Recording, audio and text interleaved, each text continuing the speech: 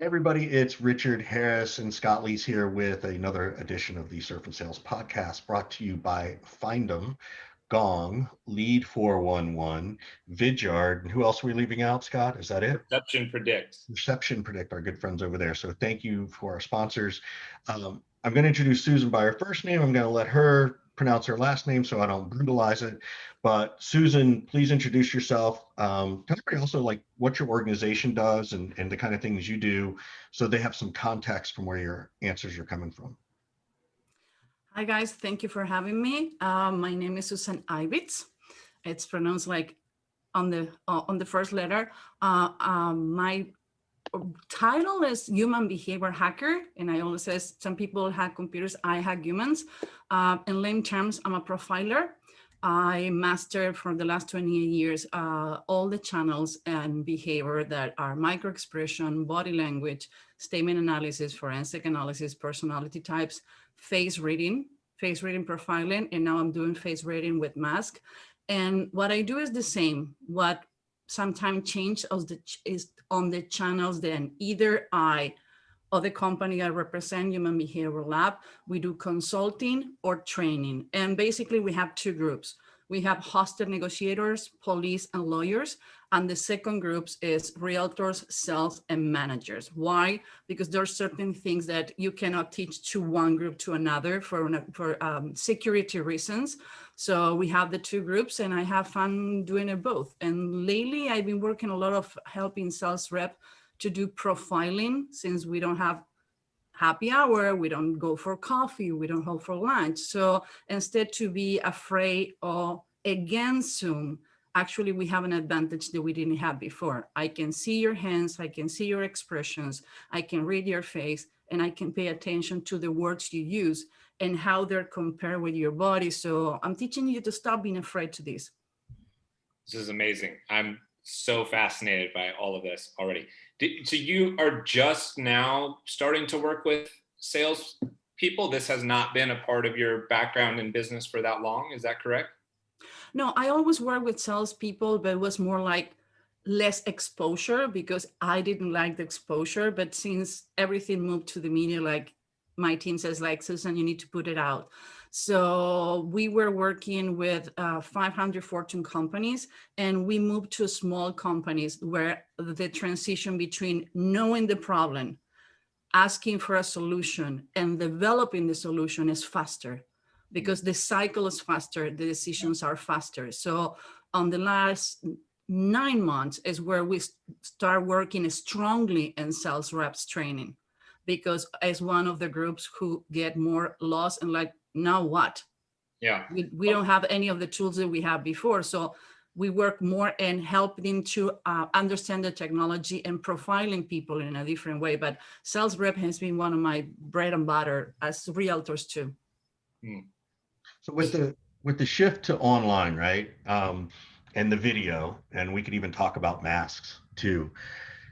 You know, without giving away your entire secret sauce, what are the mistakes you're seeing salespeople make because they can't pick up certain cues in the Zoom meeting, or what should we be looking for? Or is it as deep as, oh, they're lying about this, or is it more like there's this subtle thing you should look for because it'll help you find out more information? There's subtle things. I always say there are three things that first of all you need to have in consideration when you're doing a Zoom meeting, starting by you. We have action and we have reaction. First, sound, the content of what you have to say is important. And when you say content is send your agenda 24 hours in advance. Don't say it's going to be a 5-minute call when you know it's not going to be a 5-minute call. Take your time. Richard, we did a podcast together and you did a perfect example from the behavioral standpoint. People need to be ready. So get all your information ready. You don't have time to go and print it. Be ready with all the content and all the options that can happen when you're prospecting or talking with a client. Second of all is the sound. If you don't hear me well, we have a problem with a podcast that we have a sound problem. The podcast was amazing, but it was a disaster because everybody was more concentrated on the noise and the audio problem that we have. People is not aware how important is then I have a clear sound of what you're saying. because the tone, the emphasis in what you say can be lost if it's noisy and it's not clear. And the third one is your background and the image. Most people is more aware, and we were talking before and like, oh, what is our backyard? I have a forest. Richard, you have a beach. Scott, you have, I don't know, your next door neighbor. So we are so faced in what we're watching, but we are not looking at what the other people is looking at. We talk about ideas today. So I bring my idea lamp. So even though I'm fixing my office and redoing my office, I keep a corner the better possible that is not too distracted, still representing me. So the dishes on the background, your bed undone, your stuffed bunny on the nightstand, those things that I don't need to see and I don't want to see, and how you represent yourself. If you are the face of the company, people are gonna Google you first, after the product and after the company. So you need to remember that because you're wearing pajamas all day, doesn't mean the other person need to see you on pajamas. So first of all, it's the context that you're gonna give in. Second, always show your hands. Use your hands as your visual aids. Use your hands to emphasize things they're saying. For example, I'm gonna tell you 3 tips: content, audio, and background. So if I says, I'm gonna tell you 3 things: content, audio, background, I'm not emphasizing, and people can get distracted because things can be happening. So you need to help use your hands. Another thing is that when we have in meetings, you have different kind of distraction that you have in a Zoom meeting. Here you have the opportunities one-on-one.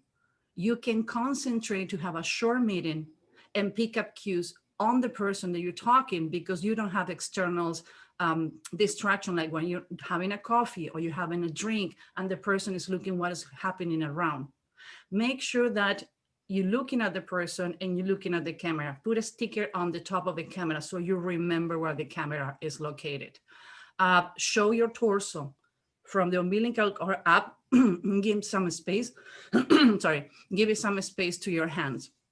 And be careful the expressions you do and how your body it's expressing. One of the things that we lost, and it's going to be a long time until we have it again, is shaking hands. Shaking hands when you meet with someone, human touch is equal to 3 hours of human interaction. How we do that? Well, it just happened that when you're smiling, activating your brain the same hormones that when we're shaking hand or we have human interaction. So before you jump into a Zoom meeting or with a client, watch videos that make you smile. Do you know that smiling is more contagious than the flu? So if I smile to you in a natural way, I bring in that eyes that nobody want to be in this situation. Even I work doing this, I don't like it. I feel exposed, I feel naked. I watch the recording after, like, oh my God, my hair look horrible. I have a shadow in the corner. So make sure that you are not the initiator from the other person to react to you. It's proven that people who have born blind and the one who born sighted, they have the same micro expressions and body language. That's meaning is coded in your brain. If I do this all the time because my glasses are falling, you're gonna pick it up. Your brain is gonna pick it up. Do you know what is the biggest mistake when somebody get pissed off and they cannot talk? They press the lips and they do this. I caught myself doing it. You can Google it. You're gonna find presidents, diplomatic, pressing the lips and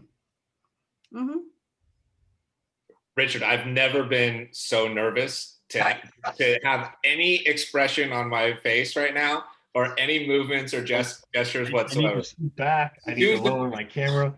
So Susan says she feels like exposed right now. I'm going, oh my gosh, I'm getting judged so badly.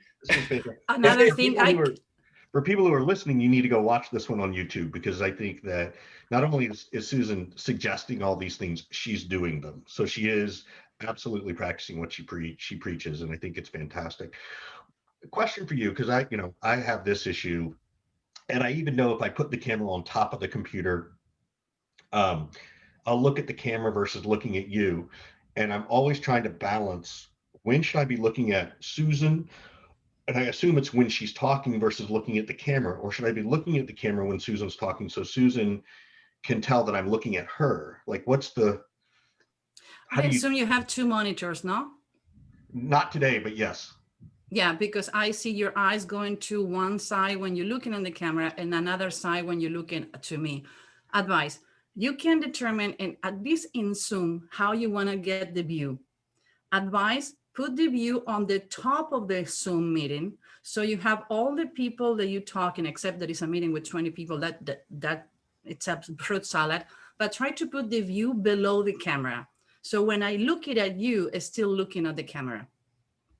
I see. So when I see, so you're going into the, what is it? So you The have speaker different view view. versus gallery view. So Yeah. the three things are, the three of us are across the top. And so that's right by the camera. Yeah, Right? so I have the gallery view, so I'm seeing all of you. Instead to see you small, I can see you, because one of the things that when you have the small image, I can see you're doing something with the hands and I don't know what you're doing. And maybe you're just fixing your sweater, like you see what I'm doing, but you're gonna get distracted in the small camera and you're gonna tend to do this, Yeah. You look gazing. in. Yeah. And if I can see everybody in the big, you can see my hands and you can see that I'm not doing anything weird. And another thing, we tend to do this when we get nervous, like get small or pacifying. Pacifiers meaning when you wrap your arms, you ram your chest, your head. More stress you have, higher the pacifier is gonna happen. You're gonna start scratching your head, your hair, playing with your hair, covering your face, like the forehead, like a shame. So if I'm doing that in a small window, and I don't know that you're just scratching your head because you have a mosquito, I'm gonna think that you're ashamed. That is not a micro expression determined to be universal. But if I do this and you don't know if I'm looking down, you think like, oh my God, I'm in trouble. So I assuming indirectly something is going on. So the best way to avoid mistakes is to be ready not to make it. So you need to explain people when you have a meeting, it's like, you know what, we have two different views. You can go to the upper corner to your Zoom and click this view so you can see me all the time. So in any time that I need to show you, explain you something, is gonna be easy. I even have a tutorial that I did for customers when we're gonna jump in Zoom, or when I need to work with someone through a training, and how the training is gonna happen and how to utilize Zoom. So now you have two options. Believe it or not, some people still don't know how to use it. If you made a tutorial with the agenda to your client when you're gonna have either the prospecting call or follow up, and you get a tutorial video, the person is gonna open the email by sure, you helping them. And when I feel you help me, I already have a connection. I have a emotional depth with you because you're helping me to get better without telling me that I'm a mess. Make sense what I'm saying? Yeah. Yeah, I got it. I have two questions. So one, I'm sitting here and I'm now very self-conscious. I put my hand on my chin and I'm really in my Oh, mind. that is normal. It's when you're thinking. Try Okay, not to cover right. your mouth, but if your So hand is in your okay, chin, don't cover your mouth. The only thing, this is thinking, and okay, tilt your head is thinking. okay. So my next question is, so I'm a salesperson and my prospect is doing all these things, right? They're pacifying, they're scratching their head and covering their face a little bit. You know, what does that mean to me as a salesperson that I can hopefully try to, use professionally in a business conversation? Most people is more aware of what they're gonna say than being paying attention to the other person. And we talk about this, Rich, and it's 80-20. If you don't listen what the people need, you're never gonna give them. Henry Ford used to say, if you sell what people want, we're not going to have a market. It's between want and need. So paying attention at the moment the person is doing the action. If you're talking about the price and somebody suddenly cross the arm and pull away, they have a problem with the price. Now, if you're talking about the price and people cross the arm, tilt the head and go forward, or they put the hand on the chin, they're thinking about the numbers. So you need to pay attention the context. That's what I'm saying. Zoom actually for sales rep is better because I cannot see that on a phone call. So if somebody put the hand on the chins and tilt the head and like they're thinking, and usually they squint the eyes, like when the eyes are like getting like little Chinese, I call Chinese eyes. And I tilt my head and like I'm thinking. So if when you do you see that, move your head slowly, yes. It's an inconscient way to says yes. You giving yes to the question they have, and you give them permission to go forward. So you says yes 3 times, and like, Richard, it's look like we have a winner, no?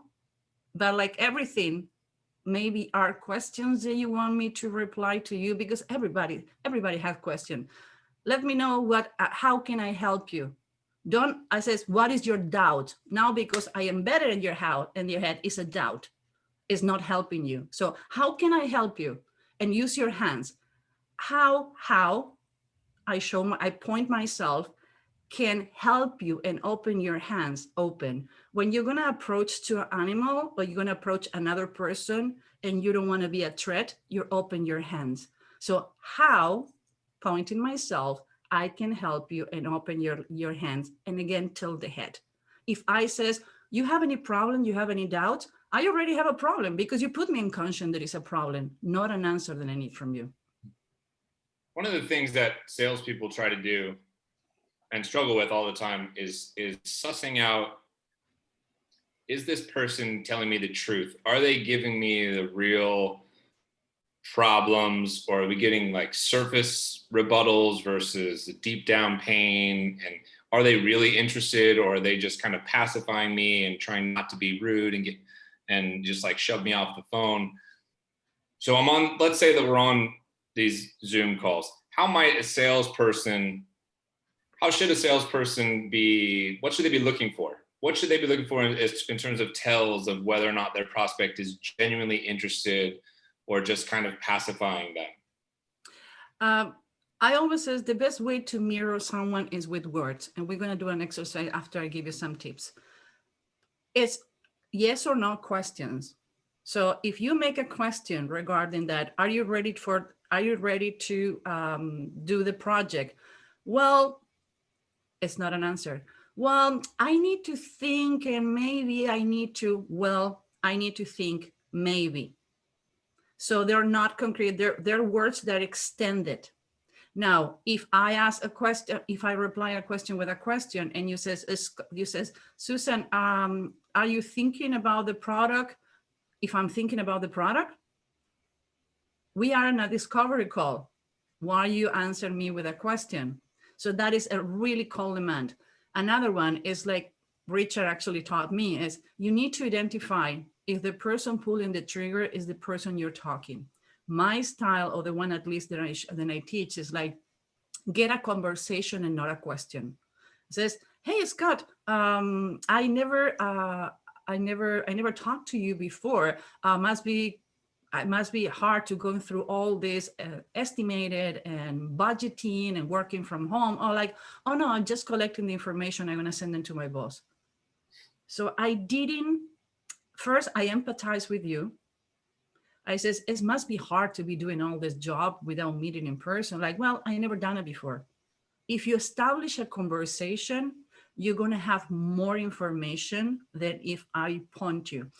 I am a civilian hostage negotiator, and I train interrogators. And in my sales trainings, I torture people with 44 minutes, 44 seconds from, and to me, one of the best interrogation in the world.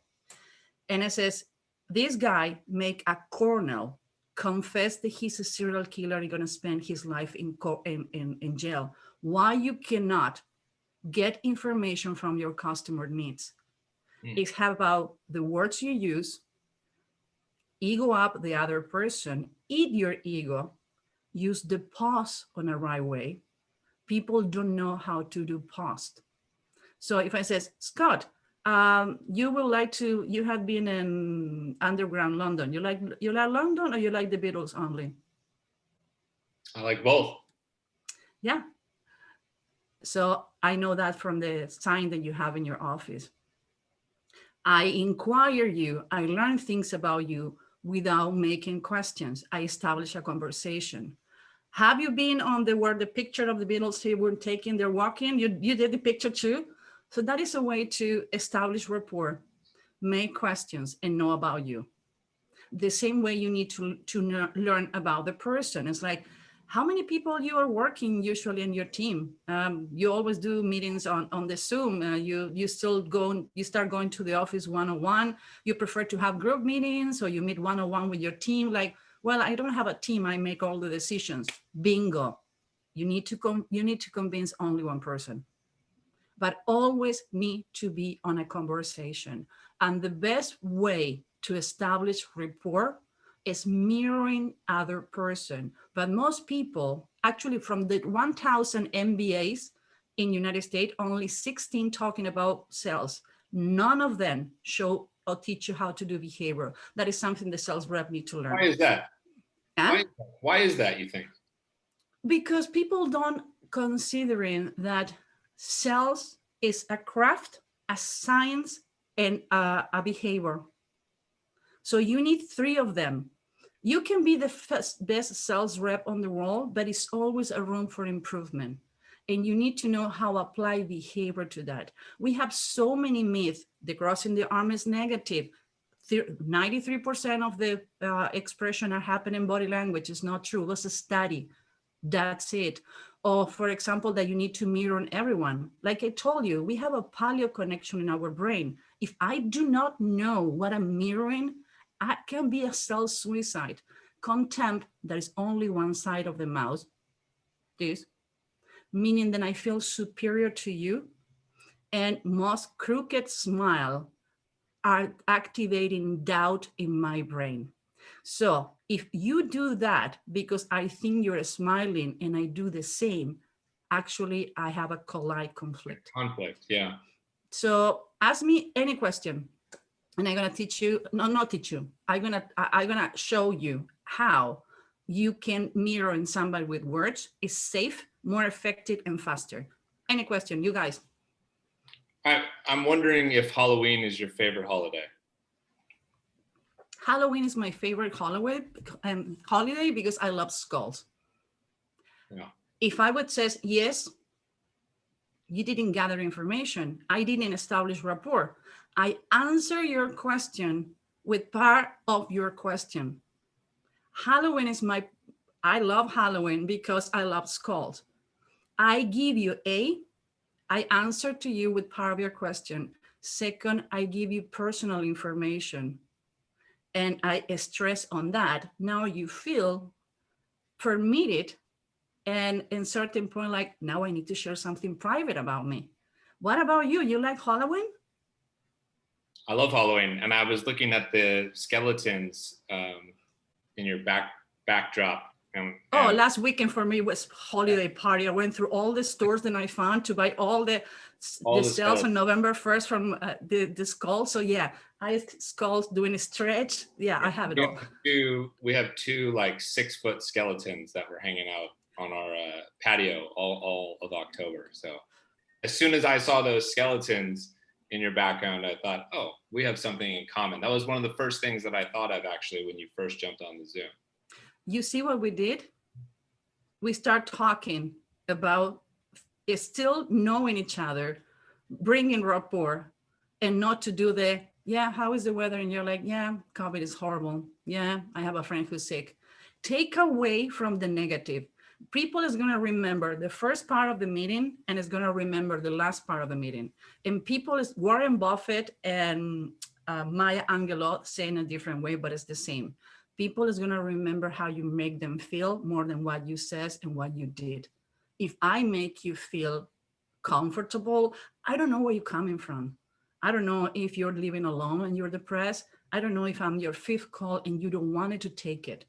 So if I establish rapport, I make you smile without being weirdo, please, that's the reason you need to stimulate your oxytocin in your brain and watch something to make you smile before the smile is going to be natural. And again, you see how I use my hands all the time?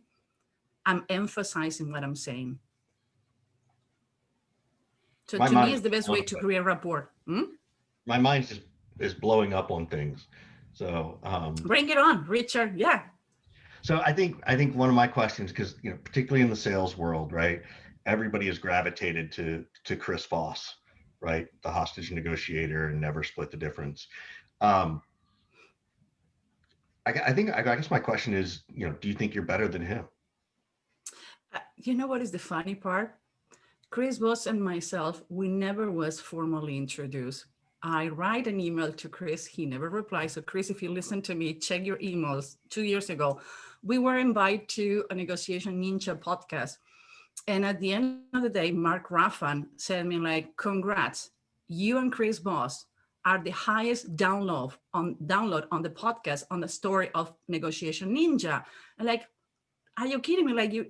You're like 10 download below him. So guys are going to bring you back. So I write to Chris and says, hey, Chris, since we do the same or similar, let's get in contact. Find out that he doesn't manage his media, so he never have the contact. We are different.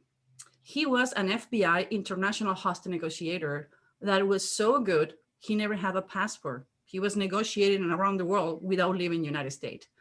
I agree with the concept, do not split the difference, but I do not taught this and I don't use it. Why? You always need to give to receive. You need to give in order to ego up the other person. You need to make them feel in control. And that when you split the differences, even though the other person doesn't know what they're talking about because they don't know about your product, splitting the difference is making the other person think they know more than you know. So conceptually, great. But what happened? The right sales is the one you make in a month and you ask your customer, are you happy with the product? If I don't split the difference, if I only sell you one, I'm going to sell in a month, I'm going to have somebody talking bad about me on the media, not liking the product, returning and doing complaint. So splitting the difference is between what you think you need and what I want to sell, meet on the middle. It's like when you have it in a first date, let's split the check. And I feel like you're not taking advantage of me. So conceptually is one thing. On the real world, I do not agree with that. And Chris and I were different. He's a hostage negotiator. Hostage negotiator is one of my channels. So half and half. I split the difference. That's fantastic. That's really interesting.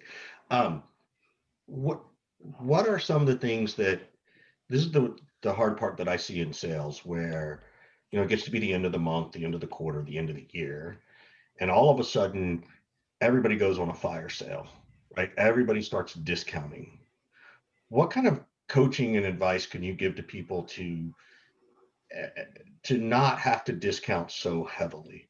Like maybe the first question is, where did they miss in the beginning and what should they be trying to uncover sooner so they don't have to negotiate or lower their price too much? And there's a difference between negotiating and lowering your price just to get the deal. If your strategy or your sales team start making discount at the beginning as a strategy, you have a problem with your sales team. Some of the problem is not proper. There are 3 trainings that you need to have in your team about themselves, about the product, and about the company. If I don't know about me, my capabilities, the product and the company, my only way to negotiate is discounting because I made a mistake and I cannot close the sales. If I know one of the problems the sales rep have is like, because I don't want to miss the quota, I don't pass the client to another one. Sometimes doesn't matter how much you work on it, you don't get rapport and people don't like you. Maybe your voice reminded to the grandmother who used to have the flip-flop and snap you in the ass. Or maybe your face is the same one like my ex-girlfriend and I hate. So it's never going to happen rapport because it has to do with your dictionary. So sometimes in order to not to go to discount is working in pair with another sales rep. It's like, Richard, Scott, I have this client and I cannot go through him. I think that he's going to have a better rapport because you have similitudes, then I think it's going to work better. Can we split the different? Can we work maybe you do the same with another sales rep? It's one of the most difficult things, like recognize, not that you lost. Actually, you're more intelligent. You still have half of the quota, Yeah. but you don't lose the customer. And when you says to a customer, you know what, I think that you will be working great with Richard, who have 25 years experience in your market, that is 10 years more experience than I have. So the conversation is going to be up to your level because I am not to your level. Hey, Richard, let me introduce you with Scott. What I did there, I boast your ego, I give you control, I make you feel more important than I am. And I says, Richard have 25 years of experience on the same market you are. I put you on top, I give you social proof, I give you credibility, and I show that you are more important than I am, the product and the company. Those are one of the strategies the sales rep struggle the most. Like I have fightings on training, like, why are you going to split my quota? Because you're going to lose the customer. So if you're going to go discounting, no. Talk about warranties. I always says you need to use sandwich technique. Talk about the product, give the price, and give the upgrades. Black Friday. We are preparing a program Black Friday. We're not discounting the price. We give you bonus that actually are double the price of the price. For example, the class is going to be $500. You have an hour with me. You have X amount of face readings. They're around $750. So I didn't discount the price. I give you bonus on top. And people is like, why are you not making discount? Like, because I'm showing you that I give you $750 in bonus that you're going to need to pay for it instead to discount the price. So the car dealership, I says, through change oil, change extended warranty, do car washing for a year for the clients, but don't discount the price. Not always has to do with discount. What is the warranty? What are the upgrades that I can have? So you don't need to go. Now, if it's only about the price and the person is like, okay, I like your product, but I'm not willing to pay more than this. Now you have a customer that you need to think like, is the customer I want to have? Fire customers. It's one of the, I would say, between transfer the sales to another person, firing clients is one of the most difficult because you're thinking about the quota. But if I sell you $1,000 in products to make my quota, but you return it in a week, I lost the commission. And how many returns you have as a sales rep at the end of the month is going to show in your calendar. I'm not going to give you my best customers if you keep having returns because you're promising things that we cannot deliver. That's another huge problem in sales. Make sense? I used to love the like customer swap. I don't know if you did this or not, Richard, but I'd get to a place in the month or the quarter and I'd have all these like deals that I couldn't bring in. And I had this buddy that would sit next to me and we would just exchange them. He would give me a stack and I would give him my stack.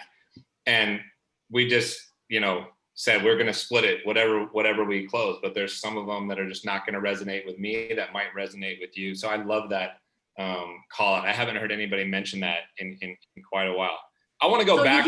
I'm sorry, you did it naturally. I did it naturally. This is like 15, 16 years ago. Nobody taught me that. I didn't know any psychology behind it whatsoever. I was just like, I can't bring these in. Here, his name was Rick. I'm like, Rick, you try to close these and give me yours. So he'd give me his stack and I'd go through them and then we just split it. Because you're secure of yourself. You don't put your ego first. And at the end of the day is to make the sell. And you using reciprocity. So sure. Now he own you something. The customer owe you, your coworker owe you, and now you have a partner in crime. Yeah. So that you naturally have a gift. So good for you, Scott. Thank you. I want to ask you about, you said there's 3 different types of training. And the one that I really keyed in on that I think is by far, in my opinion, the least developed or talked about is training about the self. Why are organizations ignoring training about the self, meaning the team? And why do people they spend all this money trying to learn these different skill sets and and techniques and all this thing, but they spend no money on themselves trying to turn themselves into, you know, a better human, more well-rounded, able to deal with more stress and problem solve and things like that. Why is training the self the bottom of the totem pole out of those three pillars? Or am I wrong? I certainly feel like it's at the bottom. Okay, for the ones listening, I'm reshaping myself on the chair because and I'm pulling my sweater. Well, okay, let's talk. What happened is most sales companies, they read a book about negotiation or about behavior, and they teach you. For example, mirror everyone and they're gonna love you. Don't make sure they don't cross in their arms. Make this and this and this, and they don't have any idea where they're training. Why? Because they're too lazy. A, to bring somebody like us to work with them. B, it's happened that we approach a couple of sales companies and like, what about if we do the behavior? They were threat, they're going to stall the clients. And I always says, I cannot sell myself, even my life depend on it. I was losing money until I get a person who says, okay, I'm going to give you stocks on the company. You take the numbers. I cannot sell. So what I do is the behavioral wise. I don't know how to sell. I can negotiate. Believe me, I do great. So most companies are afraid to bring somebody like me to help you to do it. It's easy to read a book and keep feeding people with the wrong information. I spend more time unwinding what you have been taught wrong. And after 20 years, people says, they told me like their way of the eyes to the left or the right. 2011, fMRI proved that is wrong. You need to baseline people before. For example, I touch my nose all the time. I have cats. And when I'm recording, I need to put it in a room. So I kiss them. And like, shoot, I did it again. So I spend all the time touching my face. Like, as the first thing I says, do not touch your face. And I keep forgetting to not kiss my cat. So people is not training, A, because they don't know. B, they don't understand the strategy partnership is going to make you better and stronger. When you give us a bonus to a company, something that nobody else is going to give you, why they're not going to go with you? They're going to go with you. It's the bonus, it's the plus. The training is going to cost you $1,000 by person, but you're going to have a trainer that nobody else have. We're going to show you behavior. We're going to bring a profiler that can profile you in 90 seconds. You want to try it? And I jump in calls with clients or send them videos that I have done in YouTube when people are like, you're freaking me out. How you know so much about me in 90 seconds? Well, what if I can train your team in 8 hours to do it? So A, they don't understand it's needed. Now they start getting an idea. They're losing against somebody that's behavior. Companies who does training, they are afraid to bring people like me because they think that you're going to stall their clients. That is not going to work. And third, companies are not aware of how much they're losing. If they made in the quota, it's a book from the 60s and I don't remember the name. I'm organizing my library. Who says nobody is aware of a need until they don't understand that behavior is hurting them. So you're not aware that you need to eat until you're not hungry. You're not aware that you need to have that training until somebody else have it, and you're missing customers. Maybe you're doing your quota, but you're leaving money on the table because somebody else is just taking that training and is killing you. Why? Because they want to step ahead. Not everybody's ready. Believe me, I start working with 500 companies because they don't get it. We're doing the numbers. We don't need you. Like, okay, no problem. You go to a small company like, guys, I can go get you through this and put you on top of the food chain. I want it. So it's a social ignorance about what is behavior. They think it's psychology. It's completely different. I'm not a psychologist. Sorry. That's all right. So I walked out of this today because with one, I got to stop touching my face. 2, it's okay to be in the thinker position. 3, let me see. Oh, I need to use my hands more. Richard, as soon as you said thinker position, Susan just immediately went like this and just mirrored your thinker position, by the way. Totally mirrored me. A different way to view mirroring and a different way to view never split the difference. This has been fascinating. Like, I think this is one of my all-time favorite episodes. So Susan, thanks for coming on. We appreciate it. We're going to turn around and ask you a question in a second, but again, a quick shout out to Zoom well, always like Zoom, but to Gong, Find Them, Reception Predict. They owe us money now, right? Zoom, that is. And Vidyard, and thank you so much for being supportive. But two questions, actually. One, where can people get a hold of you? Like aside from LinkedIn, I'm sure you've got some resources out there because we definitely want to, send them your way for sharing so much. And then how can we help you? What could Scott and I do for you? First of all, people can Google my name and they can go to humanbehaviorlab.com. That's where it's the consulting company where we prepare training basic in your industry. And if you just want your team to like pre-package and do the training on their own time, it's Human Behavior Hacker School. I think it's funny to make a school about human behavior hacker. People says it's too long. Like, it's funny. People is going to remember. Both websites are connected. It's always a pleasure. I reply my emails. Second of all, putting me out there, guys. I thank you very much. And I'm going to give you a last tip. Do you know what is a compound question and why you never need to do it? I'm trying to think back to my electric company days, right? Conjunction, junction, and all those things, a compound question. That's a question with and, if I'm not mistaken. It's like multiple questions. For the ones who listen to the podcast, I'm smiling like crazy. Okay, compound question. If you know how to use it, it's your best friend. If you don't know how to use it, you need to be careful.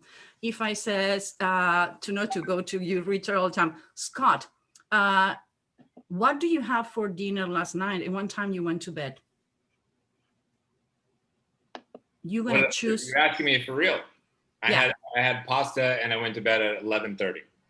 Okay, most people, when you do a compound question, they're going to answer what do you want, what they want to answer, not what you're looking for. Most people do not answer both. So if I says, how much I going to lose and how much I going to win with this software? A lot. Your own dictionary is going to read it like, oh, I'm going to win a lot. And actually, when you come back to me, like, I says a lot losing. Oh, I didn't understand you was asking how much you're going to win or lose. So that's the risk of compound questions. You give the other person the opportunity to answer only what they want. And when you're a sales rep and you need to go to call of action to know if you're wasting my time, if I need to fire you or keep you or transfer you to another person, that's where is the moment. Now, if you want to know what the person is avoiding, I use compound questions. So I ask, Scott, are you ready to do the deal? And what do you think is the timeline? Well, we are in November, so I don't think we're going to talk about this until February. You didn't answer anything. He put the both together and get away. And most people are like, oh, I get it. I'm going to get the proposal in January. What happened in January? Like, well, I already did the deal. Or usually we do it in January. Usually meaning there is another way to say it. So I'm not going to like way deeper, but that's how you need to pay attention to words. Use the negative on your positive. Be sure when you do a compound questions and practices with other coworkers about when to do it, how to do it, and why and how people is answer to that. So that way, you know what people is avoiding to asking you. I got people confess they're cheaters, they're handle crimes without knowing because I went 5, 4, 3, 2, 1. They says, yes. I'm like, oops. They're not aware their answer to you. It's easy to do them verbally than by email, but have people confessing by text too. That is the bonus. That's awesome. Susan, thanks again. This has been like mind-blowing for me. I think Scott is too, because he's had this little sheepish grin on his face all day. So I feel like I want to learn from Susan for like 10 years straight. Totally. Like, I think if I had this kind of information though, I worry that I would go to the dark side really quickly, Richard. No, I love the dark side. I don't have it in my desk, but Darth Vader is my hero. You have to bring her back. Skulls and Darth Vader, hello. Yeah, I knew it. Oh my gosh. We're going to have you back soon, Susan. Thank you so much. We really appreciate it. This was Live long awesome. and Thank you so much. prosper. Oh, And the next one, I hope we do it in Costa Rica. I'm not surfing, but waiting for the mojitos on the beach. Perfect. we'll make sure that happens for you. Yes. Thanks, Susan.